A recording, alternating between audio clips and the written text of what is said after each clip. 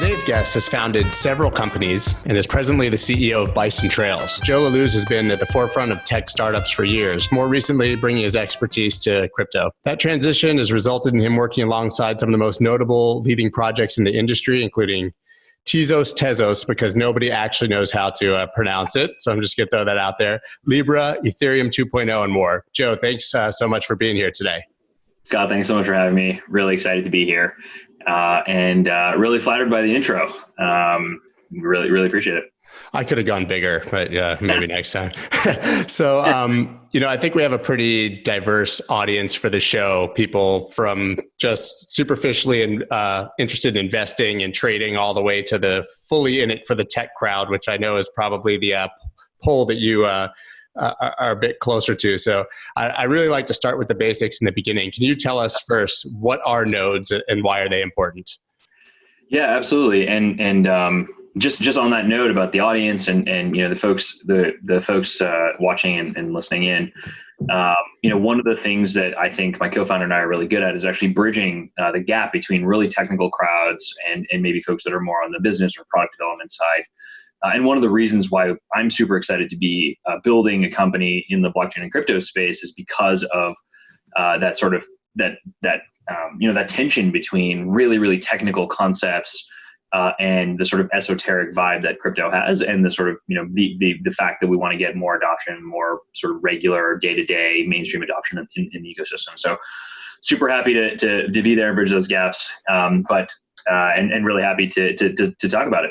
Yeah, I think we need to bridge that gap for people because I do, just like, not even to go at a left turn already, but I think that one of the biggest barriers to entry, certainly for the general public and mainstream adoption, is that they just don't understand it. Right? It's just too complicated, and they don't want to bother to know what it's really about. They just want you to tell them how they're going to make their money or be a part of the future.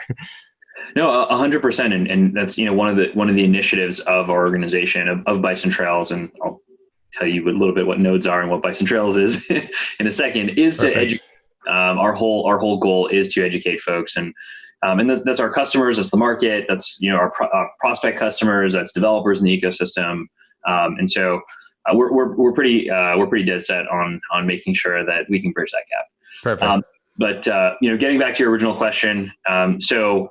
The one-liner for Bison Trails, the description of Bison Trails, is we're an infrastructure as a service company supporting blockchain protocols. That's a mouthful. It's very technical.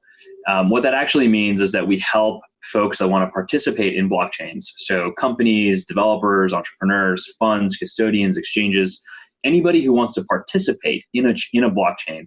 And that type of participation is either helping secure the blockchain, writing blocks to the blockchain, or reading from that blockchain. They need to run nodes on that network, on that protocol, to be able to do it. So you asked early on, what is a node?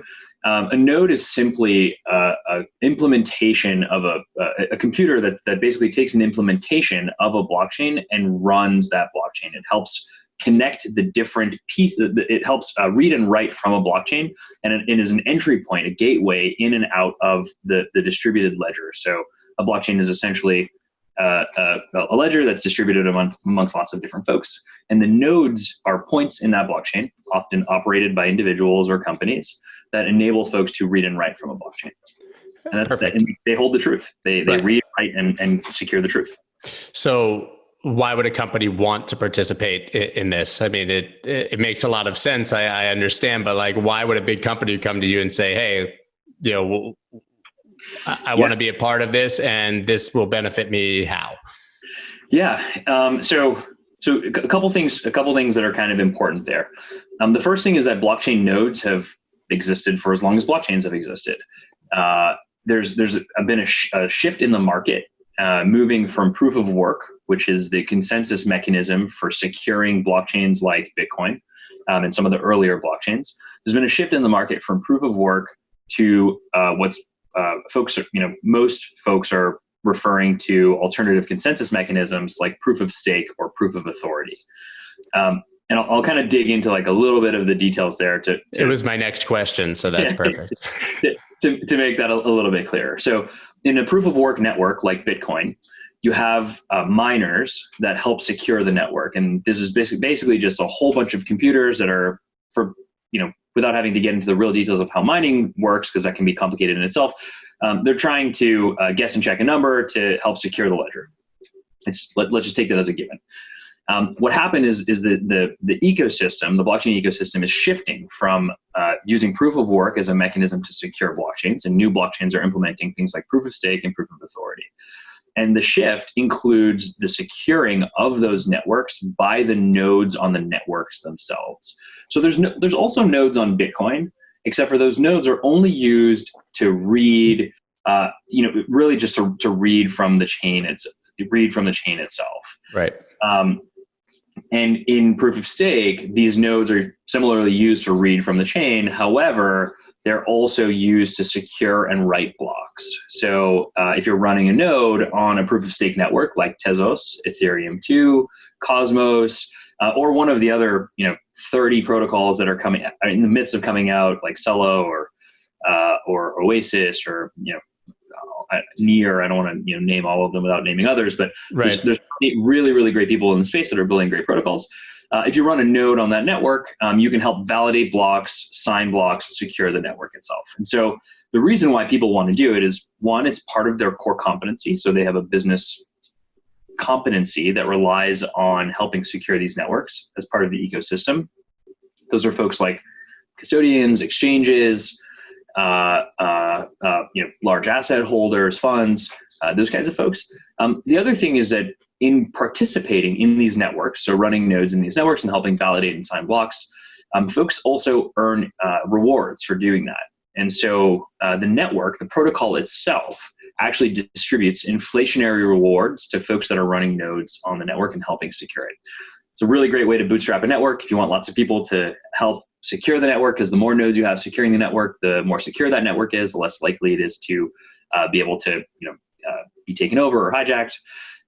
You can distribute inflationary rewards to be able to do that.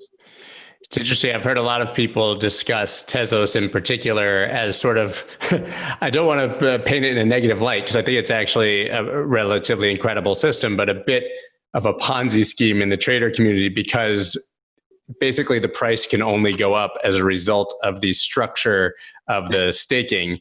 Can you address that in any way, or explain why it inflates price, or why it drives price and interest? Yeah. So there's a few ways you could push back against that idea that the price can only go up. You can also make the same statement that fixed inflationary rate, you can actually price that into the asset price itself. So if you understand how the asset is, if the asset is predetermined on how it will inflate over time, you can actually price in the risk of that asset. Of course. So you can kind of look at it, it sort of cuts both ways in a sense. That's actually part of the asset, and that's how it's described, and that's how it's designed. What's cool about it is that it's code. So it's not like a group of 10 people. I mean, let's just take governance aside, because governance could affect, people can actually change these things. Right, of course. But you have to vote to change the code, and the code decides what the inflationary rate is. So I want to address the question, is it a Ponzi scheme? I can see how, if you're not really familiar with how proof of stake networks work, you may confuse this idea that it's ever inflationary as it can only go up. But in reality, it's a feature of the protocol itself, and of the fixed monetary supply or fixed inflationary supply is a feature of the protocol. That makes sense. It really just depends how you're using it and why you're using it. I can tell you yes, Tezos will inflate by this much over the next 10 years, and I can then actually price it into the asset. Right. Makes sense. So there's constant conjecture as to whether institutional money is invested in Bitcoin. I've always sort of thought that big money is more likely to be interested in investing in the companies that are at the forefront of the innovation, rather than just trying to hold in custody a ton of Bitcoin or a ton of the assets. So I think everyone wants to know whether institutional money is here. Can you offer any insight based on your customers and the companies that you work with, if that's the case? Yeah. So I should say we work with some of the world's top custodians, exchanges, asset holders, funds, venture funds, crypto hedge funds, really like a whole gamut of folks. And they vary in size too. So there's some small ones, some really big ones. I would say, I'm going to use air quotes here, institutional money is, it really depends on how you define it, right? Like you're talking about within crypto or externally, certainly. Yeah. Even just scale wise, like you can look at Andreessen Crypto that just publicly announced a $500 million fund that's, investing in the crypto space and say, okay, institutional money is here. But then you could also look at, some of the largest traditional, traditional financial institutions in the world and say like they barely dip toes. So do I think institutional money is interested in the space and looking at it? Definitely looking at it. Definitely some real money involved and real money getting invested. Has it reached exit velocity from an institutional perspective? I don't think so, but I mean, I don't know for a fact, you know what I mean? I'm not running the balance sheet at Goldman. Of course, but we see, obviously it's a somewhat different conversation, but like JP Morgan starting their own, Ripple or XRP competitive blockchain, right? Which, it's crypto, it's internal and it's a completely different conversation. But I guess to that degree, we know that they're at least interested. I guess the question will be how much of their money they actually put into the ecosystem. But I guess that remains to be seen. I also think that the smartest ones will do it. The smartest ones already have and will continue to put money in and invest in the space. And for me, I define smartest by the ones that are looking at the time horizon of 50 or 100 years. I've always been amazed by this. It's funny. I don't know if it's lore or if it's the true story or not, but I've always been amazed by this like story of like, Fidelity invests on like 100-year timelines. I think like that kind of concept is fantastic. And we're going to see the institutions that are thinking on these really long-term timelines and not in the 3-4 year return cycles. They'll come out really, really positive with this.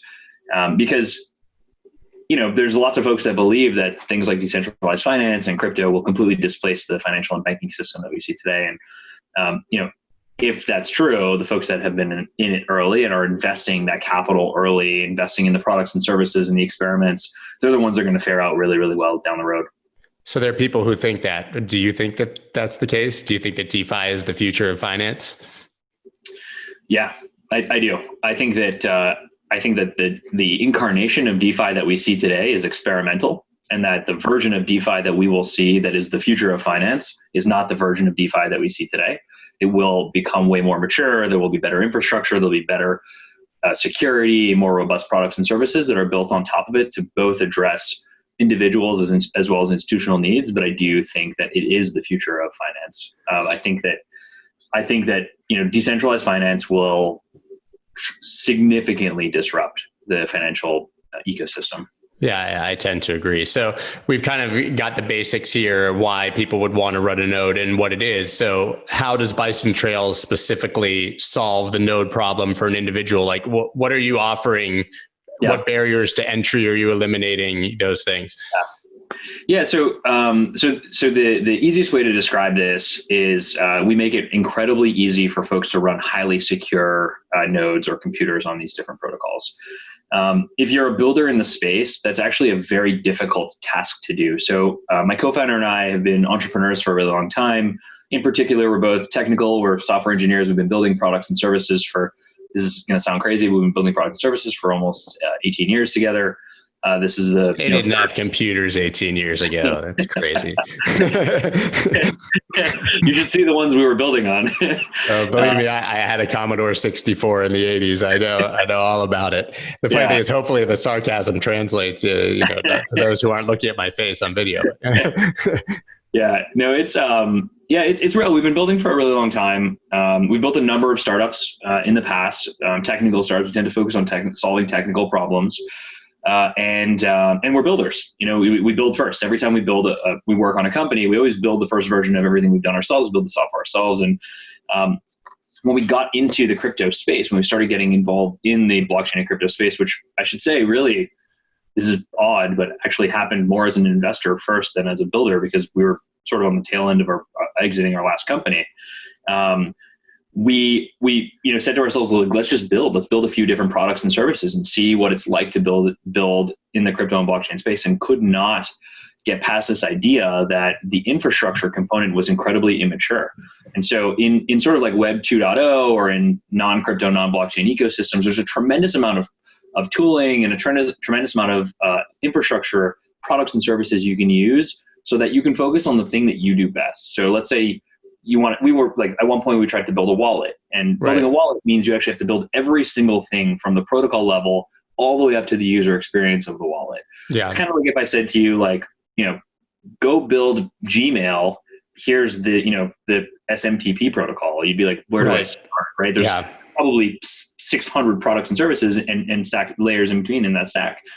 And so we said to ourselves, one, this is incredibly hard. It's going to be super hard to get more entrepreneurs that have to build in this space, that have that kind of experience working in other ecosystems. Two, if the space is going to take off and continue to succeed, this company needs to exist and this product and service needs to exist. So folks need to be able to go and click one button and deploy a node into a protocol and never have to worry about it again.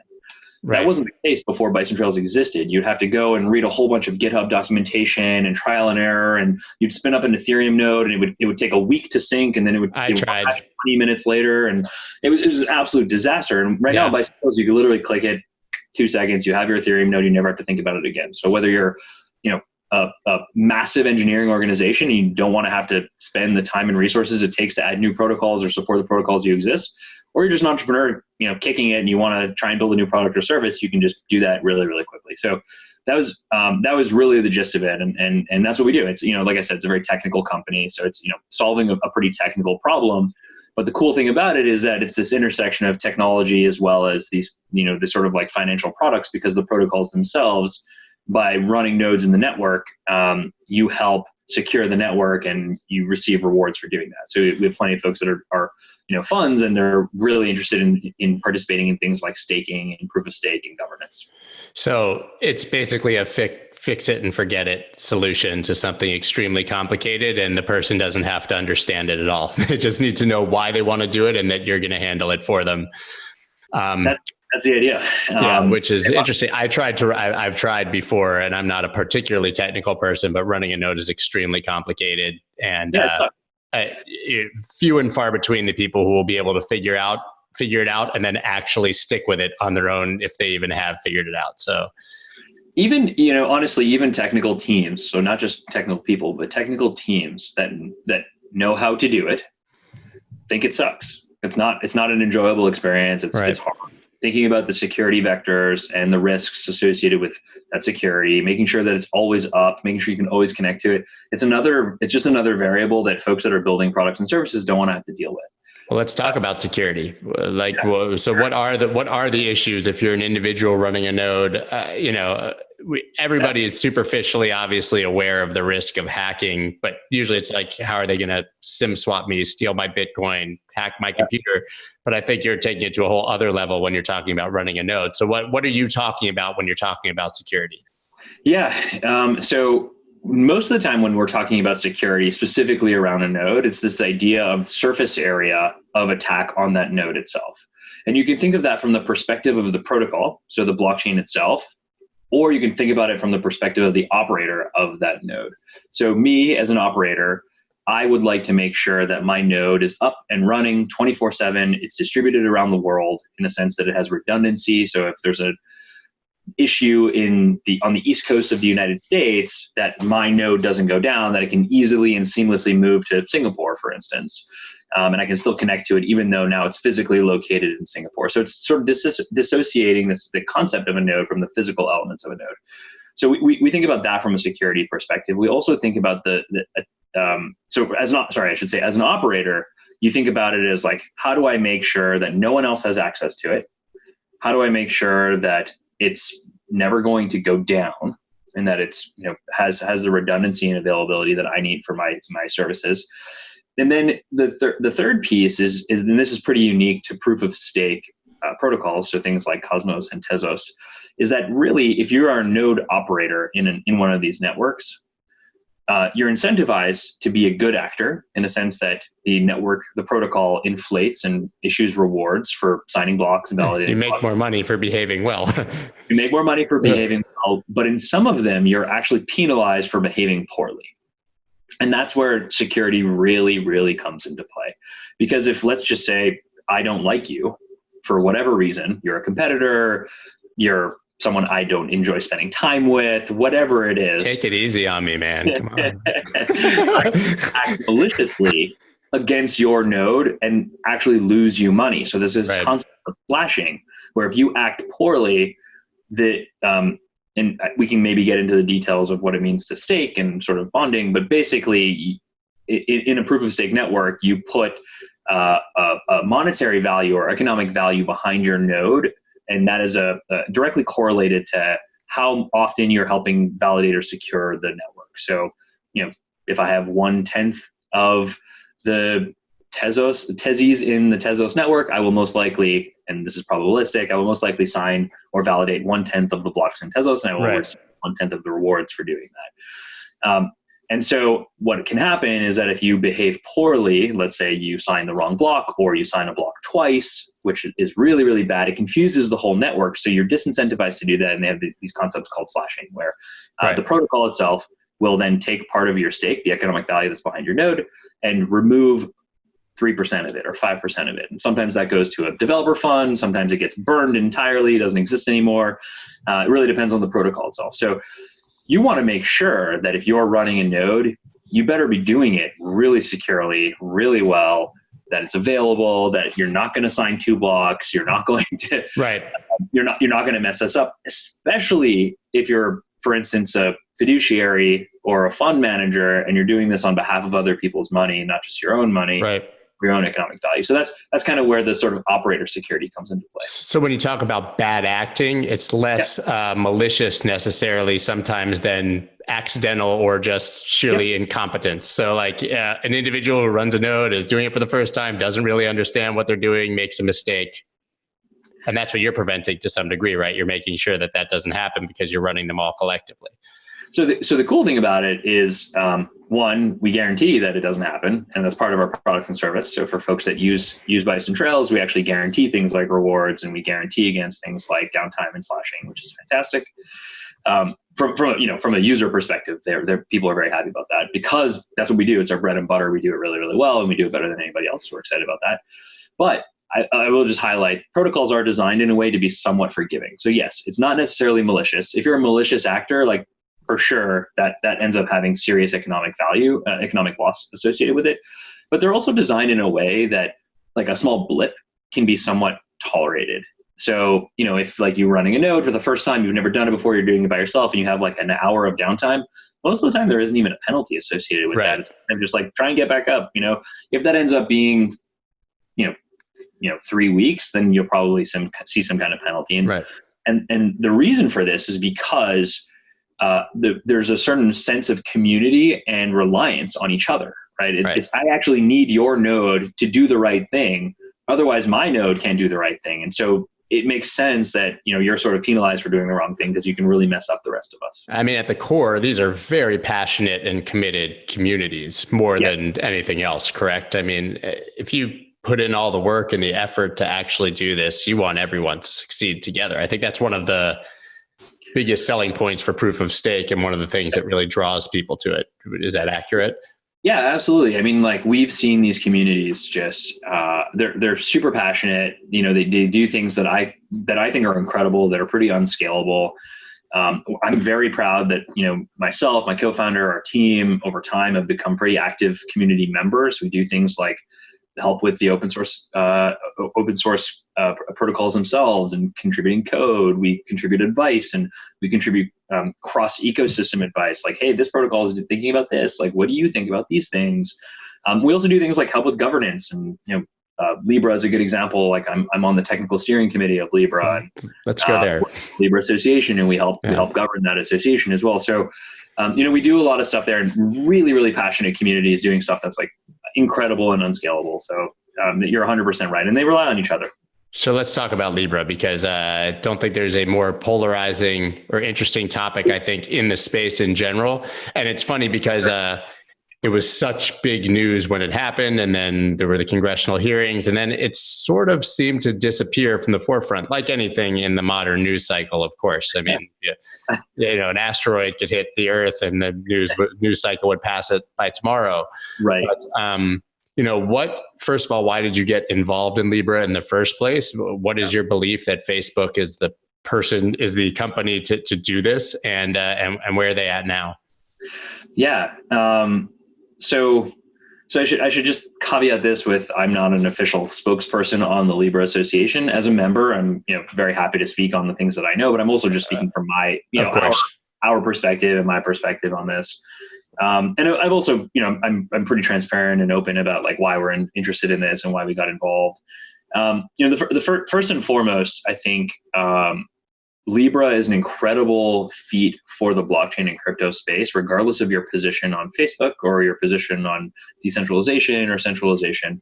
What it actually said to me when I first heard about it, and I can explain a little bit how I actually first heard about it, was some of the world's largest tech companies were taking this ecosystem and this technology seriously. And this wasn't just, and no offense to JP Morgan, but this wasn't just JP Morgan building like something on a blockchain as an experiment internally to see what it was like. This was a pretty large, if not one of the largest tech companies in the world, taking this as a serious initiative to help, broaden financial inclusion as a mission. And to me, that was really, really strong signal, because I have outspokenly said that blockchains and crypto are an inevitability, that products and services will be built on top of blockchains and crypto that we don't, as everyday users, we won't even notice. We won't even know. We won't know that they will be using decentralized technology. We won't necessarily know that that you have greater control over your data or your privacy or your security. It'll, eventually we'll build products and services that are so high up the stack that it just kind of becomes part of what you do. And it's a world that I wanted to see. And so I'm happy to help build that. ROUNDLYX.com is one of my favorite companies in the entire crypto space. What they do is take all your small purchases and round them up to the nearest dollar and invest that spare change into any of over 30 crypto assets of your choice. They integrate with your favorite exchanges so that you can view various exchange balances all in one dashboard and round up into different assets all at the same time. And they do all this without ever holding any of your Bitcoin. This is by far the best way to dollar cost average into Bitcoin. Go to ROUNDLYX.com and use the promo code WOLF for $4 in free Bitcoin after making your first roundup or purchase. That's ROUNDLYX.com and code WOLF for $4 in free Bitcoin. Are you sick of paying ridiculous fees to trade crypto? It's time you try Voyager. It's hands down my favorite place to buy and trade crypto, and it's 100% commission free. Voyager gives you easy access to more than 30 top crypto assets, and you can instantly transfer cash from your bank account so you never miss a trading opportunity. Even better, you can now automatically earn interest on your crypto holdings. Currently, they're offering 5% interest on Bitcoin and 6% on USDC. Yes, you heard that correctly, 6%. And there are no limits or lockups, which means your funds always stay liquid. Find out why so many people are making the switch to Voyager. Visit investvoyager.com or search for Voyager on the iTunes or Google Play Store and get $25 in free Bitcoin when you use the promo code SCOTT25. That's investvoyager.com, promo code SCOTT25 for $25 in free Bitcoin and start trading today. So that was the first thing that, quite frankly, for me, the project stands, whether it succeeds or not, stands as a very, very strong milestone for the crypto and blockchain space by saying, this is an important enough thing that like this group of people needs to get together and work on it. Right. And I thought that was very real. How we got involved was way, way, way more organic than that. So this is kind of funny. I've never worked at Facebook. I don't really know anybody that worked on Libra before. I never knew anybody that worked on Libra before this. They approached us because we had been doing a lot of work with a lot of these open source protocol teams like, Cosmos and Tezos and Live Here and, Near and NewCipher and, all these different protocols. And they were looking around the ecosystem, they being at the time just Facebook, was sort of trying to put together this association to help build the Libra Association and build the Libra network. They were looking for folks that could be really helpful on the technology side. And I guess that they had heard rumblings that like we were doing really great work in the ecosystem. We were sort of leading the pack from an infrastructure perspective. When it came to running nodes on a network, there was no one that was better or more secure than Bison Trails. So they approached us, and I got like a mutual contact, kind of put me in contact with the team that was working on Libra at Facebook, and they said, "Hey, look, we're working on this thing. Are you interested?" And to be entirely honest, at first I was like, "Great, just what we need, like a Facebook coin. Facebook coin, exactly. Yeah. Of course. And I was kind of like, not really. Like this doesn't. Yeah, it was like this doesn't really fit into like what I actually care about, like why I'm doing this, why I'm in this space. And what I found was that as I got to know them a little bit better, I started to realize what they were trying to do, which was trying to build an association of 100 companies that, while it wasn't like perfectly decentralized, was actually not just Facebook trying to control a thing, that it was like trying to get a great respectable group of people together to build this association that was going to govern this crypto network. And that to me was way more interesting than, a sort of, centrally driven Zuckbucks. Like we already saw Facebook coin or Facebook bucks. Like I think they had a couple products that tried it. It was like nothing crazy. So I guess like the transition from like, hey, let's put blockchain in front of this, kind of like what happened with that iced tea company, to like actually we're trying to literally build a blockchain or crypto product. To me, was a new logo. Right, exactly. And that transition in my head was what made it really interesting to me. So at this point now, this is about a year and a half ago, because it was about, I guess the project was announced last summer. Probably got involved about 8 months before that, pretty quietly. And we were, at this point I was, interested in sort of the potential, and then interested in the mission. And then ultimately, the thing that really hooked me once I kind of got to that point was this idea that Facebook and the rest of the association members, Libre association members, folks like Uber and Lyft and Shopify and Spotify, the reach of these companies are in the billions. And if you're someone who believes in blockchains and crypto and you believe that it could actually reach mainstream, this is a very, very, very strong case for how that might happen. It's true. And so I was super interested in helping drive that forward as well. So that's kind of how we got involved and why we got involved. Over the last year since the announcement, and it's been pretty close to exactly a year. Yeah. The association has been working on, some of the basic building blocks of democracy and creating like a governing body for a payment network. And so we've been doing everything like actually forming the association officially and creating a technical steering committee and creating a board and hiring, a managing director and a CEO and putting together the different groups that you need to do to be able to actually build this thing and govern it. And it's that part's been super impressive and really impressive to be on the inside on.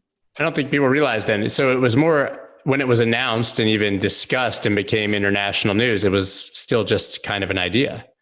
It was definitely, I would say it was still an idea. It was, the association had not been formed yet when it was announced, and which is why, a lot of companies that have been involved have evolved their thinking on when they should get involved and how they should get involved. And that progression felt incredibly normal to me. So, and then more recently, the Libre Association put out its second white paper, the white paper 2.0. I believe that was in the middle of March or maybe middle of April. And I'm honestly, time is a flat circle right now.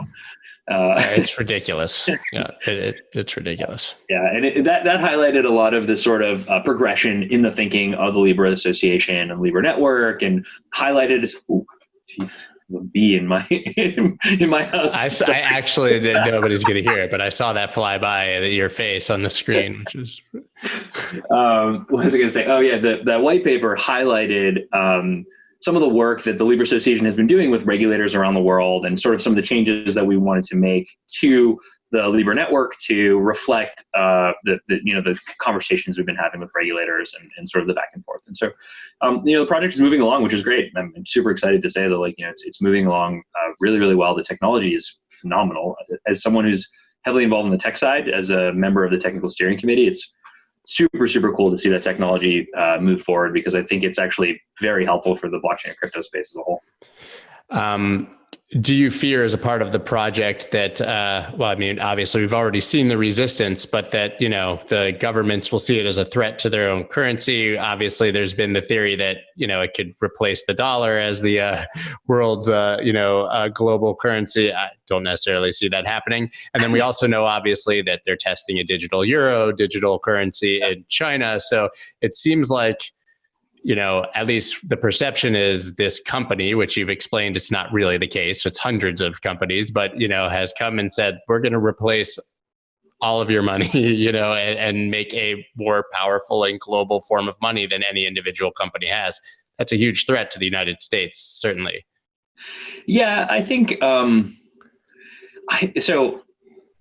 When it's described or defined like that, I think that it could be true. Like there's hyperbole in that. I think that the dollar is probably the best brand in the world.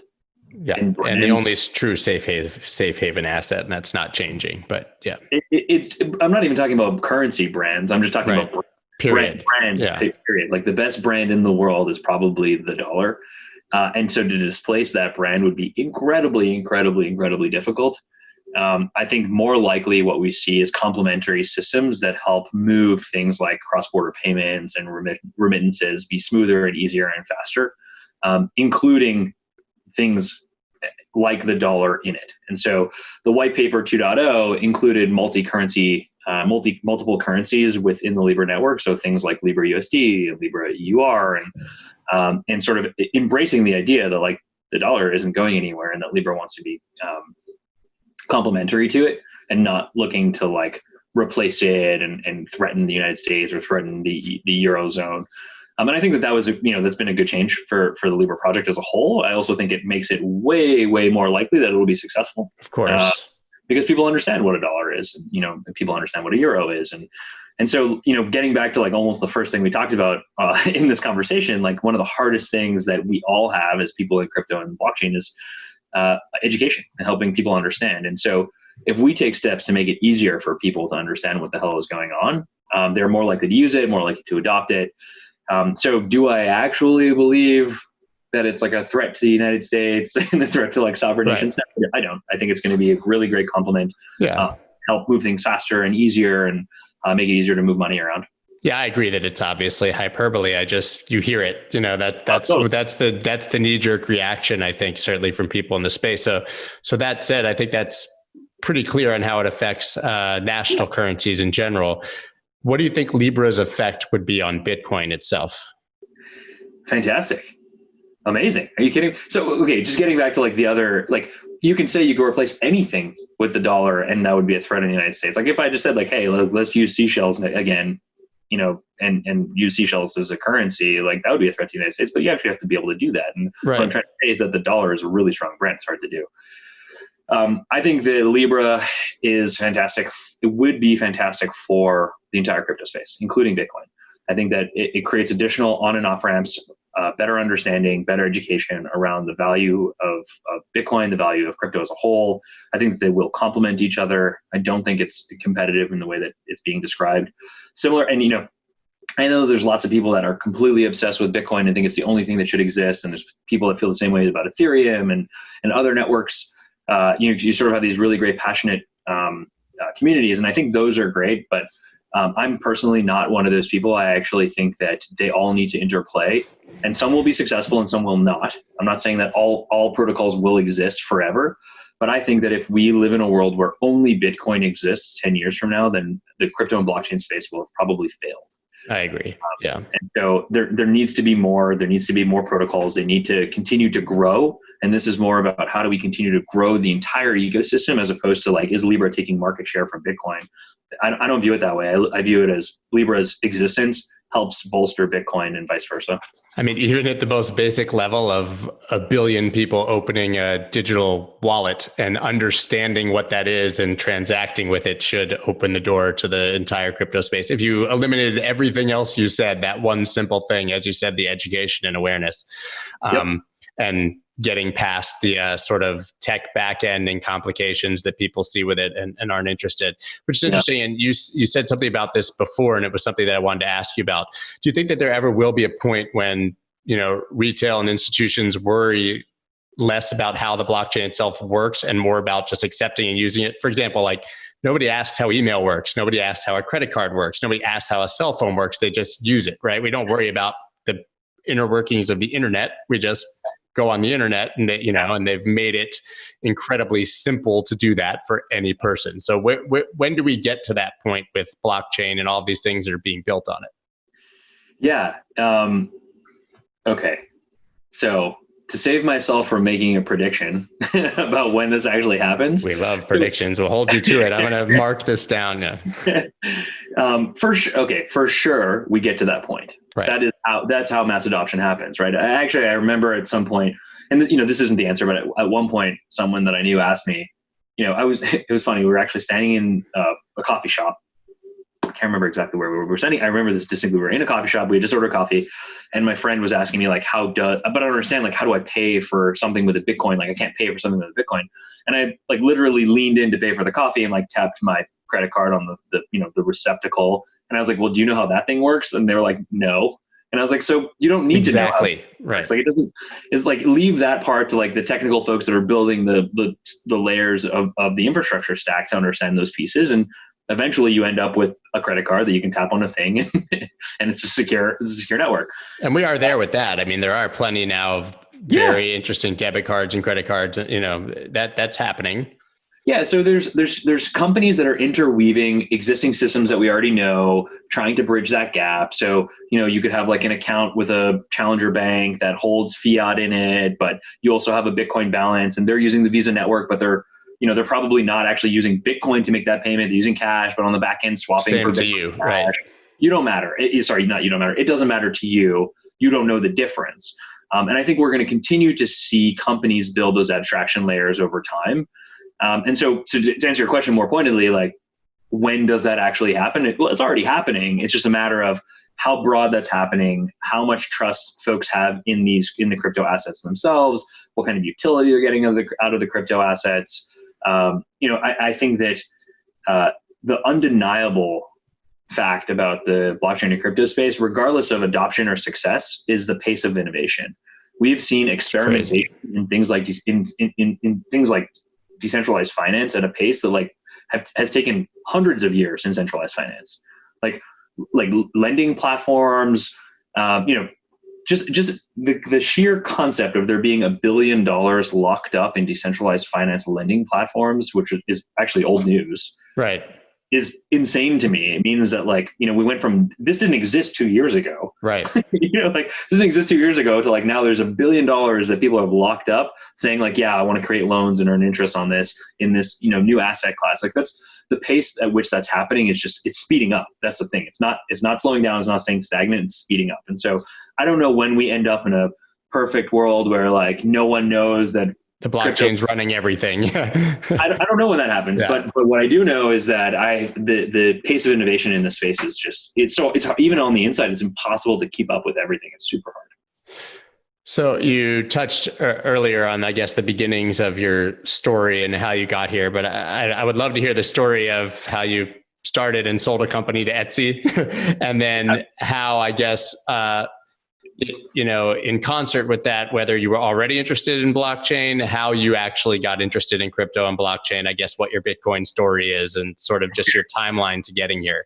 Yeah, absolutely. So like I said, I've been a entrepreneur for pretty much my whole career, which I'm very grateful for.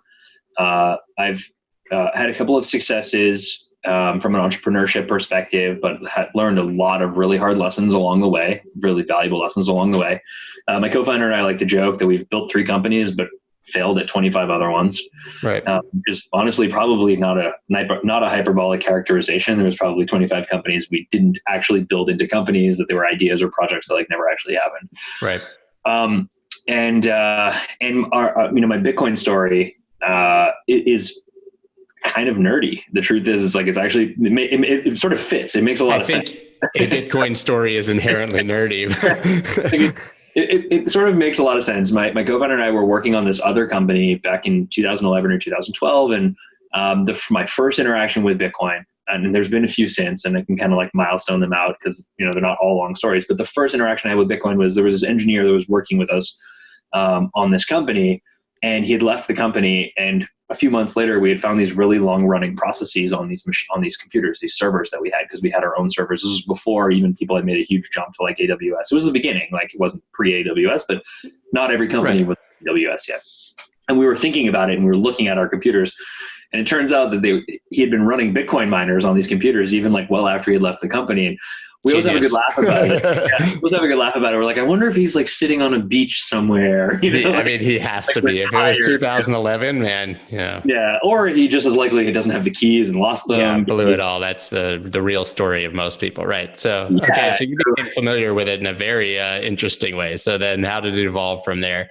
Yeah, so we kind of at that point got really interested in what, I was like, what is this Bitcoin thing? Got involved on the technology side, obviously read the white paper, started looking into what was happening, but truthfully wasn't like, this is the future of finance. This is going to change everything. It was like, this is weird. It's cool. Like weird programmable money. Like who the hell knows? It also wasn't the first time I had ever heard of, quote unquote internet money. You know what I mean? Like were some folks that were trying different ways. It was, if you had ever long ago. Yeah. If you ever really like kind of looked at like the underbelly of the internet, you knew these things existed, whether it was like on poker websites or it existed on like, Craigslist-y type like marketplaces. They were around for a while. So it wasn't like a shocker to me. I was like, this is cool. And then a few years later, I was working on this company called Grand Street, which was an online marketplace for creative technology, new hardware devices.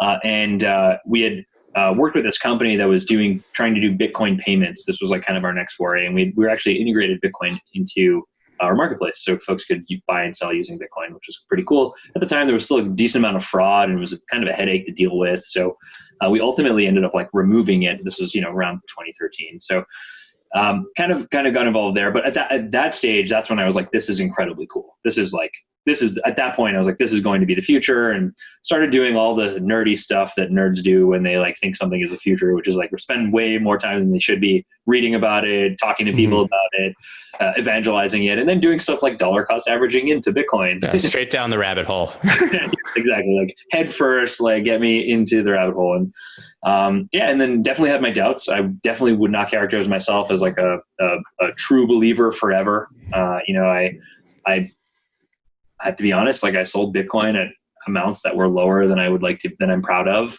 Because I was like, I don't know, why do I even have this thing? It's like, it's stupid. I don't think it's going to ever take off or it's ever worth it. And so, a few years later, we'd sold our company to Etsy. I joined the leadership team at Etsy, and Aaron, my co-founder, and I were working there, and we started talking to some interesting folks who are building new products and services in the blockchain and crypto space. And we do a lot of angel investing. And so we had done some angel investing in different protocols, different products, different services. And that's why I say like kind of got involved as an investor before a builder, because the truth is like I was mostly investing in protocols and in assets in the space before I was like, I'm jumping in. When we decided we were going to leave Etsy and we were going to build something new, we could not get away from this idea that blockchains and crypto networks and transfer value networks were going to be the future, that computers needed to be able to talk to each other and transfer value seamlessly without any human intervention. Smart contracts were, just kind of coming up in the sense that like Ethereum was just sort of out and it was all the rage, and we were like, this is it. We're doing this, and feel very, very fortunate to be able to take a step back and say, okay, what do I want to work on for the next 20 years? What do I think is going to affect the most change? And what do I care about? And that's how I ended up building Bison Trails. And kind of mentioned a little bit earlier that, Bison Trails in its current iteration was actually a very organic evolution of a few different ideas that came together with some good timing around a shift in the market. I like the name. It sounds like an organic bison jerky. Where did you come up with the name Bison Trails? Yeah. So the name is actually a hat tip to one of the first projects we did in the space. Was in one of our experiences in learning. So we're very much like entrepreneur founders. We don't know how to learn by reading. We like read and then we do. Right. And one of the first things we did, we were like looking at infrastructure. We're like, how does the infrastructure work?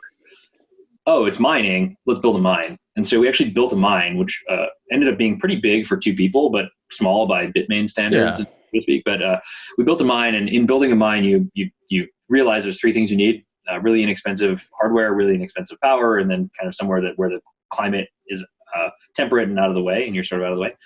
So we had actually spent a while, about 9 months, traveling around the middle of the country, sort of going from the East Coast towards the West Coast, and ultimately found a spot in the Pacific Northwest, which was fantastic and great. But we were spending a lot of time in things like in places like Utah and Wyoming and Washington State and Oregon State, And so the name is actually a hat tip to that. So bison are these really cool animals. They paved these trails going west and helped early pioneers settle and during the gold rush. And so we were like, why don't we sort of create a name that is a reflection of this idea that we're like helping pave the path forward for pioneers of the future. That's where the name came from. I just remember playing Oregon Trail and always dying in my covered wagon.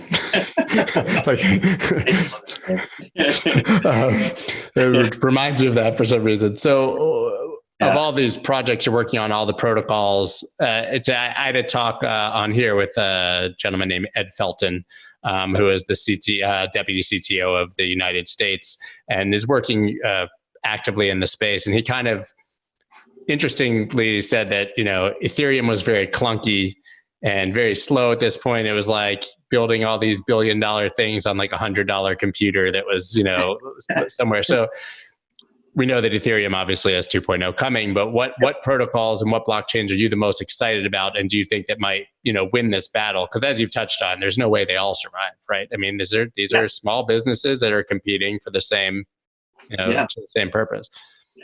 Yeah. So I think that's true. I don't want to unfairly characterize Ethereum as too clunky. There are things that Ethereum did incredibly well in that it kind of kept things simple, which is good.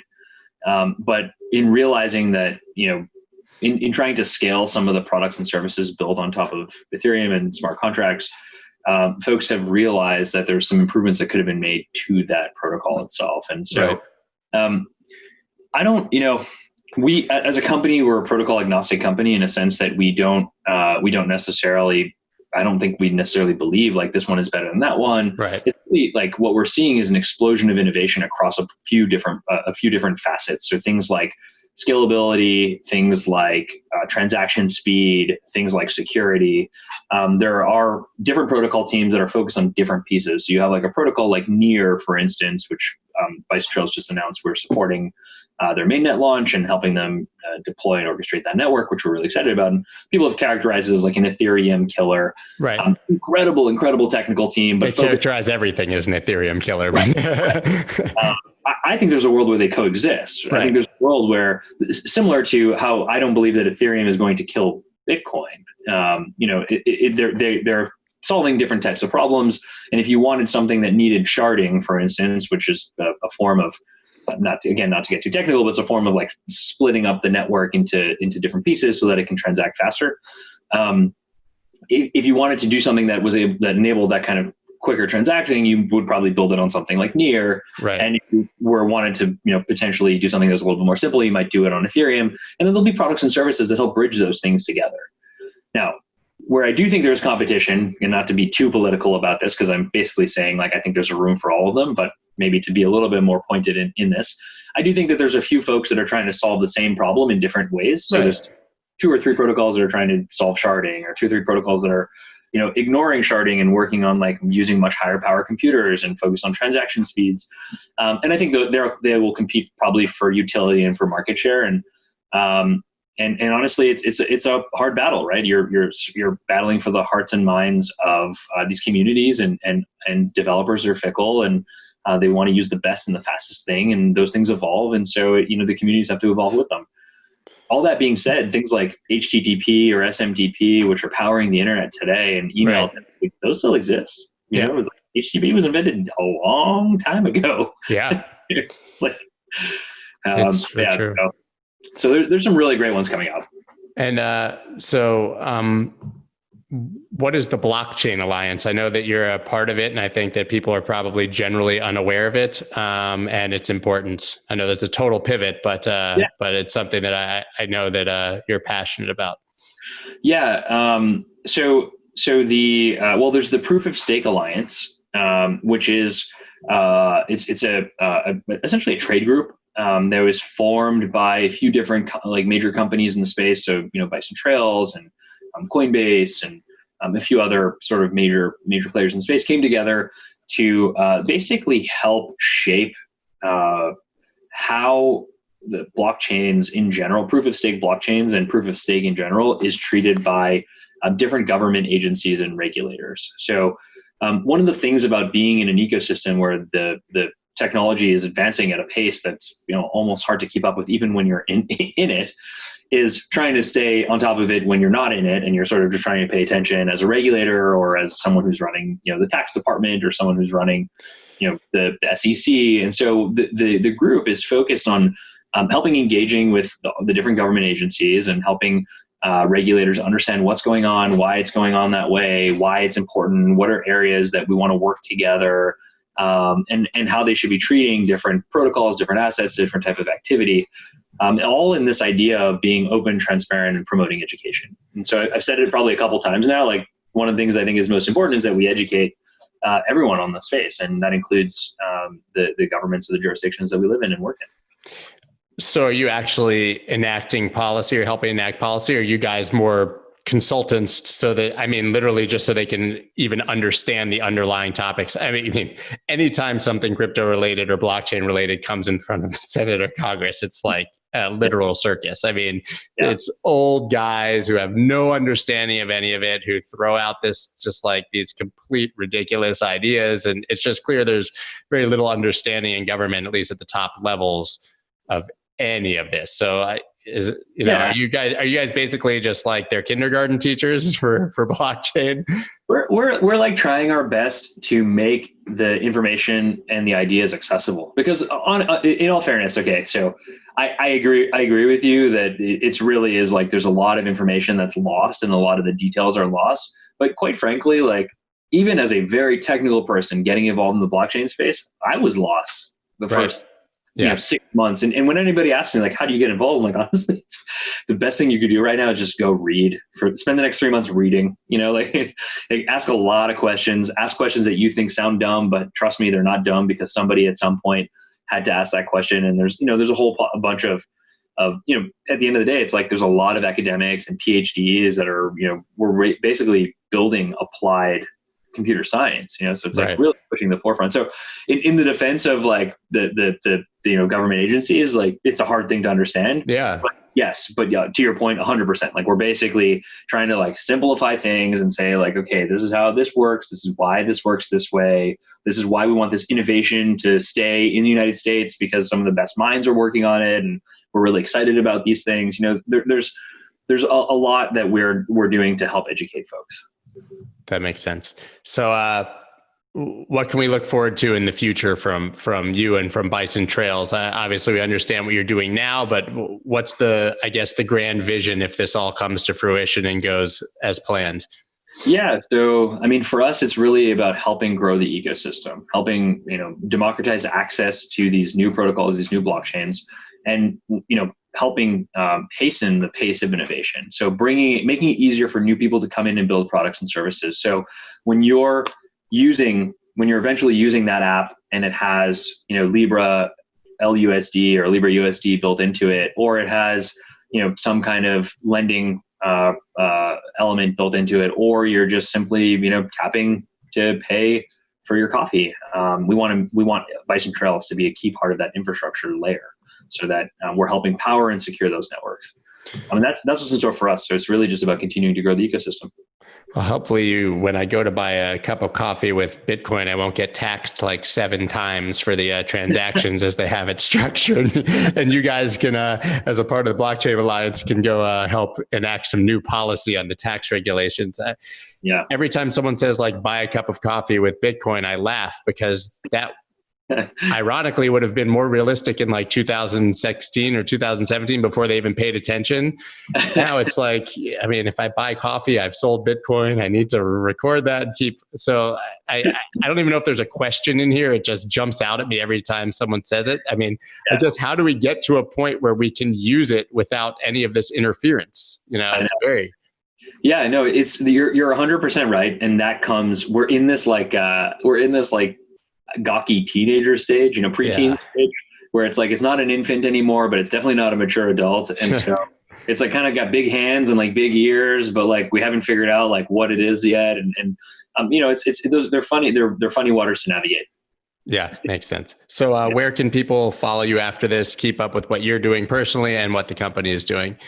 Yeah. So you can find the company at bisontrails.co. You can shoot us an email, hi@bisontrails.co, if you ever want to know more about what we're doing, our products or services.